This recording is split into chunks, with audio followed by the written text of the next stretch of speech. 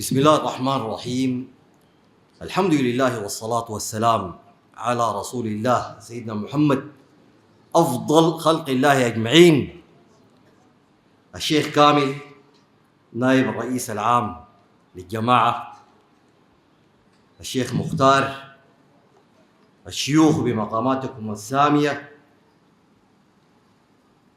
السيد رئيس لجنة الأمن ومجموعته، الحضور الكريم جميعا، وعلى رأسكم حفظة هذا القرآن الكريم.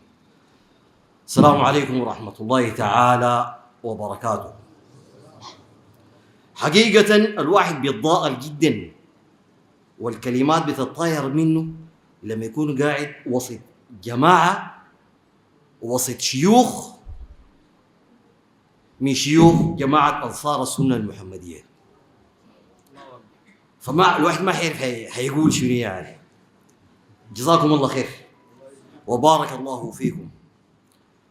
ونحن قد أبحرنا في الموسم الرابع عشر لهذه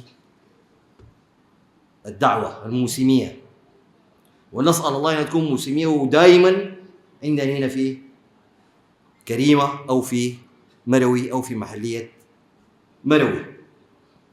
جماعة أنصار السنة المحمدية هذا دأبها دائما ما تدعو والتمسك بكتاب الله العزيز القرآن الكريم وسنة نبيه صلى الله عليه وسلم.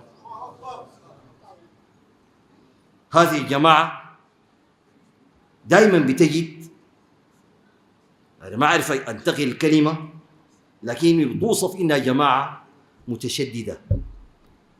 هل كل الناس اللي قاعدين ديل، الناس اللي حسوا يتكلموا قدامكم ديل متشددين؟ كم مرة الناس ضحكت أثناء المحاضرة؟ بعدين ما يغموني يا شيخ كامل، ها؟ ماكو في جماعة يغموني هنا.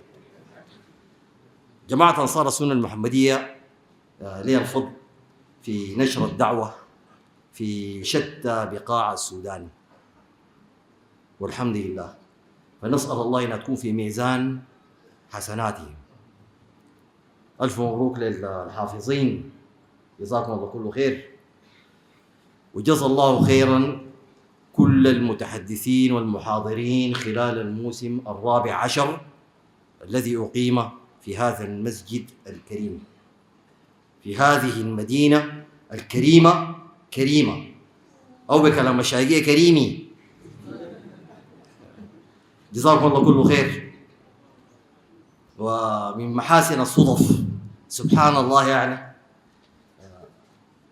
أنا حفيد مؤسس هذه الجماعة الشيخ أحمد حسون، وأنا طارق سعود أحمد حسون، والحمد لله واحد شايف قدامه يعني نتائج بذرة هذا العمل.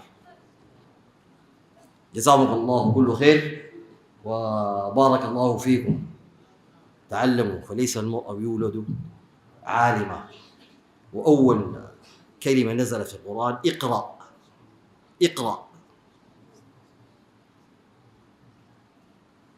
أول كلمة في القرآن اقرأ.